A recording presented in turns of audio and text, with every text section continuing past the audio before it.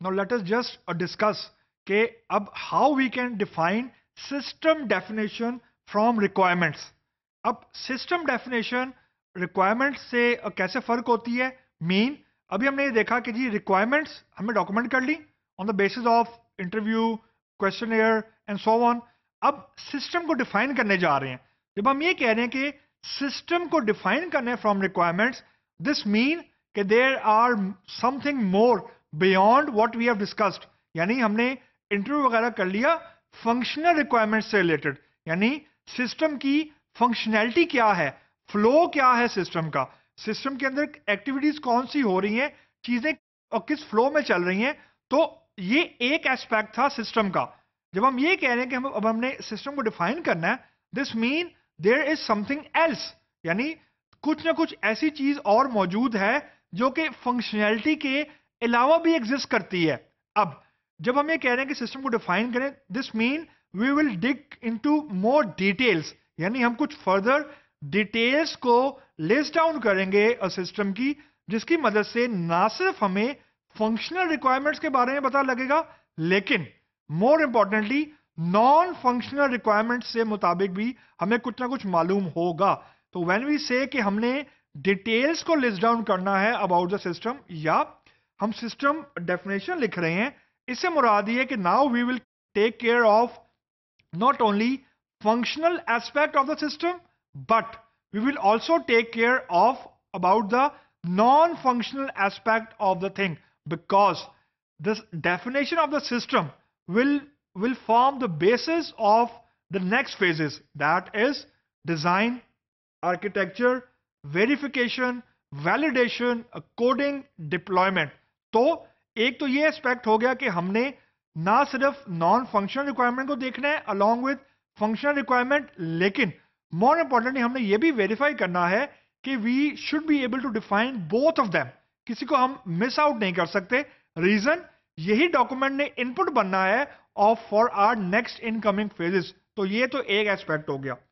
दूसरा एस्पेक्ट ये है कि हमारे पास गिवन एक सिस्टम है जिसको हम स्टडी कर रहे हैं. अब उस सिस्टम के अंदर हमने जो प्रपोजल बनाया है या हमने जो रिक्वायरमेंट वेरीफाई की हैं, जो हमने स्कोप आइडेंटिफाई किया है, वो क्या है. हो सकता है कि करंट सिस्टम के अंदर 20 एक्टिविटीज हो रही हैं, 20 वर्क फ्लोज हैं, लेकिन जो हमारा टास्क है वो आउट ऑफ 20, फॉर एग्जांपल कोई से भी 4 है, कोई से भी 5 वर्क फ्लोज हैं जो हमने ऑटोमेट करने हैं फॉर एग्जांपल. अब एग्जिस्टिंग सिस्टम के अंदर 20 हैं, हमने टारगेट किए हुए हैं 5. तो out of 20, which 5 work flows we are actually targeting, we are actually planning to deliver, वो कौन से हैं. अब ये बहुत इंपॉर्टेंट चीज है, क्योंकि सिस्टम वही है, लेकिन उस सिस्टम के कुछ प्रोसेसेस को या कुछ चीजों को आपने पिक एंड चूज किया, आपने चेरी पिकिंग की, और चेरी पिकिंग करने के बाद आपने कहा कि 20 में से ये 5 एक्टिविटीज हैं या ये 5 प्रोसेसेस हैं जिनको मैं ऑटोमेट करके डिलीवर करूंगा, और ये मेरा स्कोप है. अब इसका मतलब ये हुआ कि functional requirements, non functional requirements and the boundaries of my scope, यानी जो रिक्वायरमेंट मैं कमिट कर रहा हूं विद द क्लाइंट, उसका स्कोप मुझे मालूम होना चाहिए. अब जो स्कोप है या जो रिक्वायरमेंट्स हैं जो मैं डिलीवर कर रहा हूं, वो बेसिकली एक चीज होती है, हम उसको बोलते हैं सिस्टम ऑफ इंटरेस्ट डॉक्यूमेंट. यानी एक आर्टिफैक्ट है बिसाइड आरएस, यानी रिक्वायरमेंट स्पेसिफिकेशन के अंदर एक डॉक्यूमेंट बनता है SOI, system of interest. This actually reflect के out of the complete existing system, जैसे मैंने एक एग्जांपल ली कि 20 वर्क फ्लोज है फॉर एग्जांपल, या 20 एक्टिविटीज हैं, तो आई एम टारगेटिंग ओनली 4. तो ये जो 4 चीजें हैं या 5 चीजें हैं या 5 वर्क फ्लोज हैं जो मैंने डिलीवर करने हैं as a part of my contract, as a part of software requirement specification, उसको हम लोग बोलते हैं system of interest, SOI. This mean the targeted scope, the targeted concept, the targeted deliverable which I am planning to deliver against certain budget, against certain norms, against certain constraints.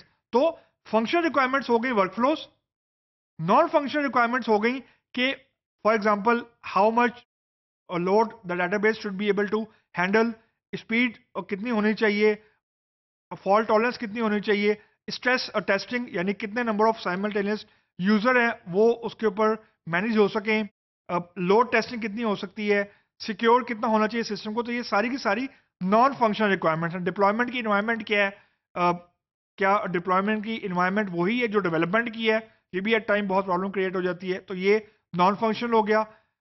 अगली चीज के SOI establish करना है। SOI mean कि कुछ expectation user की है, कुछ एक्सपेक्टेशन हमने सेट किए हैं एज पर आर कॉन्ट्रैक्ट। तो बेसिकली यूजर की एक्सपेक्टेशन में से हमने वो चीजें एक्सट्रैक्ट करनी है जो हमारे हमारे बेसिकली कॉन्ट्रैक्ट का पार्ट है। In short, this is an artifact to document the scope, या ये चीज रिक्वायरमेंट स्पेसिफिकेशन का एक सब पार्ट है, एक सब कंपोनेंट है, जिसके अंदर स्पेसिफिकली हम ये बताते हैं कि what we are not going to deliver and what we are going to deliver.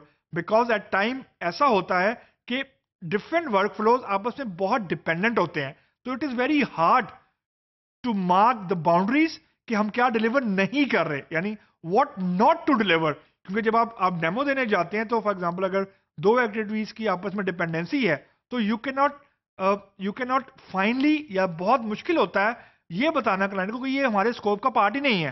तो ये डॉक्यूमेंट एसओआई बेसिकली एक पिक्टोरियल रिप्रेजेंटेशन कर देता है, या एक पिक्चर क्लाइंट को दिखा देता है कि क्या हमने कमिट किया था और क्या हमने कमिट नहीं किया, ताकि जो जो क्लाइंट की एक्सपेक्टेशन है वो as per the budget, as per the scope deviate ना हो। लाइकवाइज जब डेवलपमेंट की एक्टिविटी स्टार्ट हो गई है, जब जब डेवलपमेंट टीम डेवलपमेंट का काम कर रही है, तो वो उन चीजों पे एफर्ट जाया ना करे या उन चीजों पे एफर्ट ना लगाए जो कॉन्ट्रैक्ट का पार्ट ही नहीं है लेकिन फ्लो में इंपॉर्टेंट लग रही है। तो इधर रिक्वायरमेंट सही गैदर नहीं हुई, या अगर रिक्वायरमेंट सही गैदर हो गई है तो डेवलपर तक सही कम्युनिकेट ही नहीं हुआ कि किस चीज के ऊपर एफर्ट नहीं लगानी। तो ये बेसिकली एसओआई का बेसिकली काम है कि इंटरेस्ट का जो जो सिस्टम है वो बेसिकली आइडेंटिफाई हो जाता है।